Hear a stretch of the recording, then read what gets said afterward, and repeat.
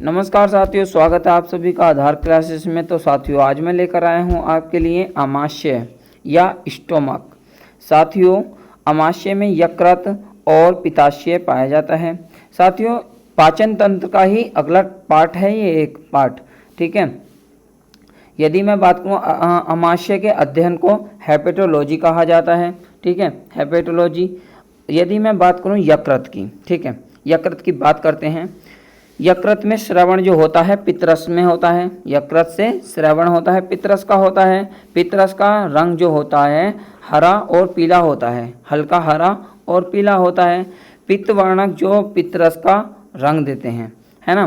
पित्तवर्णक वो दो पित्तवर्णक होते हैं जो हरे रंग को हरा रंग देते हैं पितरस में, है ना। इसकी बात करते हैं बिलीवर्डिन और बिलीरुबिन, दो पितरस हो गए, इसके वर्णक हो गए बिलीवर्डिन और बिलीरुबिन। इसके बाद पितरस जो पाचक रस कहते हैं जिसको, है ना। पितरस को कोई पाचक एंजाइम नहीं होता, पितरस में मतलब कोई पाचक एंजाइम नहीं होता। दरअसल बात क्या, पितरस में जैसे कोई पाचक एंजाइम नहीं होता। जैसे यदि मैं बात करूं खाना पचाने के लिए HCl का काम, HCl पाया जाता है, उससे अधिक भूमिका निभाता है अपनी। यदि मैं उसके बाद बात करूं, यकृत में पुनर्जन्म की क्षमता भी होती है, ठीक है। कार्बोहाइड्रेट को ग्लूकोज में और संचित करके ग्लाइकोजन के रूप में रूपांतरण कर देता है। साथियों, यदि आप हमारे चैनल पर नए हैं तो हमारे चैनल को लाइक करें, शेयर करें और सब्सक्राइब करें, ताकि सब्सक्राइब करें। उसके बाद आप बेल आइकन को दबा लीजिए ताकि आगे की क्लास का नोटिफिकेशन आप तक टाइम पर पहुंच जाए। साथियों, चलते हैं आगे।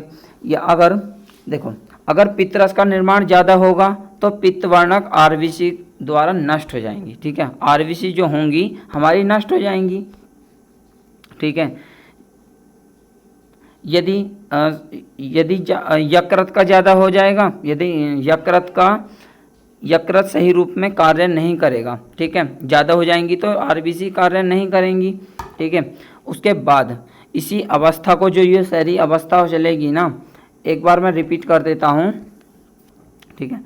अगर पित्तरस का निर्माण ज़्यादा होगा तो पित्तवर्णक आरबीसी का नष्ट होना ज़्यादा होगा, ठीक है। यकृत सही रूप से कार्य नहीं करेगा। इन सारी अवस्थाओं को पीलिया कहलाता है, ठीक है, पीलिया कहते हैं। यदि इसके बाद आता है पित्ताशय या गॉल ब्लैडर, ठीक है। इसके बाद बात करते हैं गॉल ब्लैडर।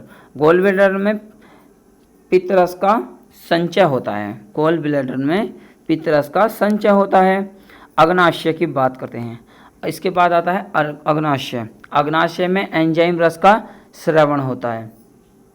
एंजाइम रस में निम्न पाए जाते हैं। देखो, नंबर ए मैं बात करता हूँ ट्रिप्सिन। ट्रिप्सिन प्रोटीन का पूर्ण पाचन करता है, ठीक है। ट्रिप्सिन कौन करता है पूर्ण पाचन? ट्रिप्सिन, ठीक है।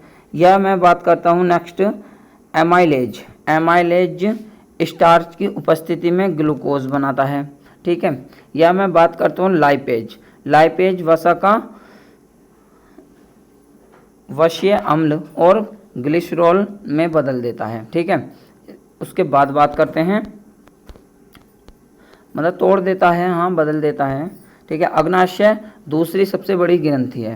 पहली ग्रंथि कौन सी है? यकृत। यकृत सबसे बड़ी ग्रंथि है और दूसरी अग्नाशय है। अग्नाशय बहिस्रवी एवं अंतःस्रवी ग्रंथि है, ठीक है। मिश्रित ग्रंथि भी कह सकते हैं हम इसको, ठीक है। उसके बाद अग्नाशय से दो हार्मोन निकलते हैं, ठीक है।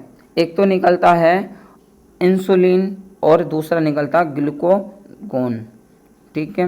यदि मैं बात करता हूँ इंसुलिन, इंसुलिन रक्त में शर्करा की मात्रा को कम करके रखता है, ठीक है, कम करके रखता है। और ग्लूकागोन का कार्य होता है रक्त में शर्करा की मात्रा का बढ़ाता है, ठीक है, इसका ये काम करता होता है। यदि छोटी आंत की बात की जाए, स्मॉल इंटेस्टाइन, ठीक है, स्मॉल इंटेस्टाइन का है इंटेस्टाइन इंटेस्टाइन की जो लंबाई होती है 6.5 मीटर होती है, ठीक है, 6.65 मीटर है ना। यदि मैं बात करूँ, इसमें जो होता है 3 भाग होते हैं, 3 पार्ट होते हैं इसके अंदर। एक तो होता है ड्यूडेनम और नेक्स्ट है मध्यांत्र और नेक्स्ट है शेषांत्र, ठीक है। यदि मैं बात करूं ड्यूडेनम, इसके ड्यूडेनम जो होता है 25 सेंटीमीटर की होती है और मध्यांत्र 30 सेंटीमीटर की होती है और शेषांत्र होती है 645 सेंटीमीटर की। सबसे पहले नोट पॉइंट क्या है इसका, भोजन सबसे ज़्यादा छोटी आंत में ड्यूडेनम वाले भाग में रहता है, ठीक है, इसके पार्ट में रहता है, इस वाले ड्यूडेनम वाले। उसके बाद दूसरे भाग आता है मध्यांत्र या जेजुनम।